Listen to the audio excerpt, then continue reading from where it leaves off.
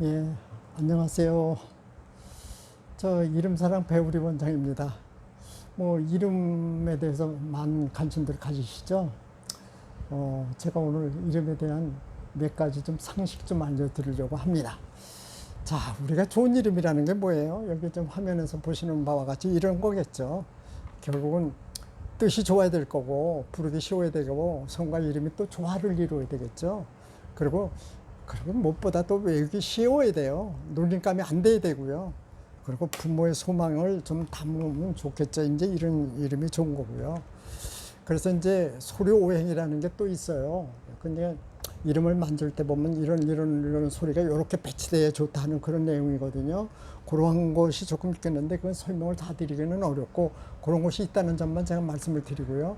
그래서 소리오행에 보면은 이제 그 소리에 따라서 입술 소리, 입 소리, 어금니 소리, 혓소리, 목구멍 소리 이런 게 있거든요. 이렇게 갈라지고 있어요.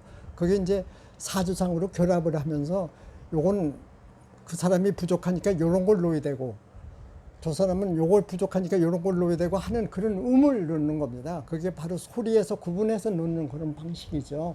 요걸 좀 많은 사람들이 좀 공부를 해야 되는 부분인데 일단은 뭐 의뢰를 해주시면은 우리가 이제 요것에 다 맞춰서 해드리게 되는 거예요. 이건 뭐 일일이 다 배우기는 어렵습니다. 그래서 이제 이렇게 구분해가지고 이렇게 맞춰서 한다는 그런 얘기거든요.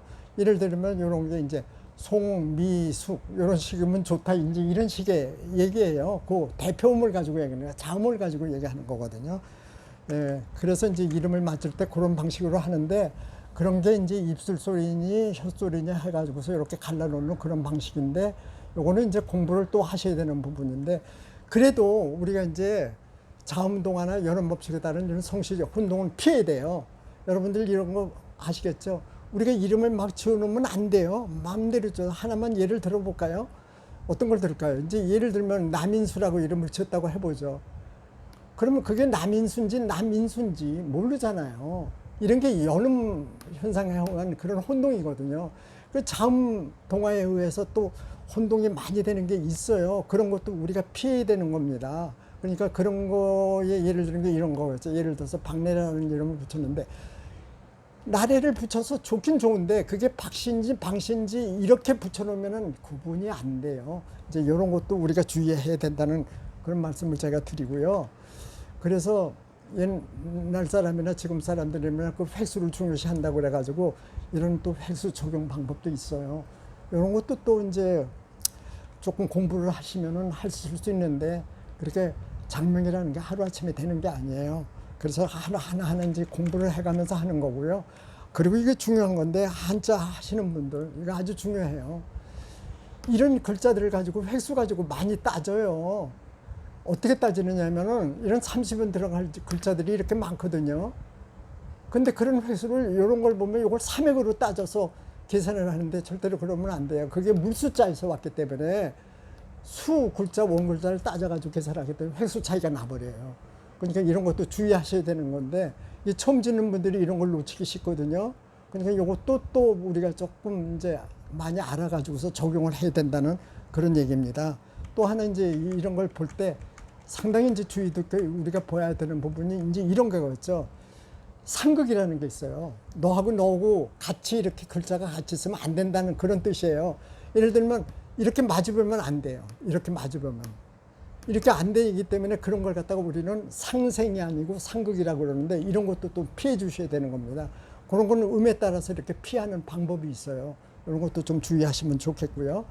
이제 우리가 이제 그 이름을 짓는데 여러 가지 방식이 있는데 목은 이런 성질, 화는 이런 성질, 토는 이런 성질 이런 게 있거든요. 근데 요걸 알아야 돼요. 요렇게는 상생이에요. 요렇게는. 근데 이렇게 마주 보면은 상극이에요. 이런 식으로는 짓지 말라는 얘기예요. 그래서 상생 상극 따져서 잘 지어야 되는 거고요.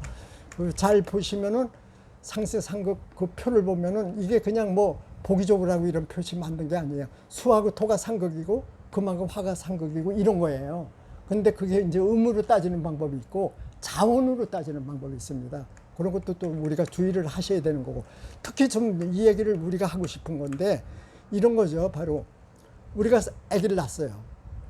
낳는데 몇 년, 몇 월, 며칠에 낳느냐 하는 이게 있겠고요.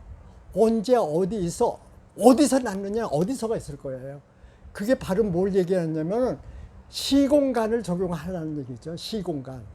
그러니까 시와 공간을 함께 적용하는 게 이건데 사람이 태어난 것 그 자체가 사건이잖아요. 그게 바로 이제 출생의 사건을 본다면은 이러한 도표를 만들어야 된다는 겁니다. 그러니까는 목포에서 태어난 아기하고 부산에서 태어난 아기가 사주가 같아도 저 오행이 달라질 수 있다는 얘기입니다. 이런 게 이제 시공간 장명에서 우리가 많이 따져야 하는 부분인데 그런 부분을 알기 위해서 또 봄, 여름, 가을, 겨울에 따라서 우리가 그것도 적용하는 범위가 또 있어요.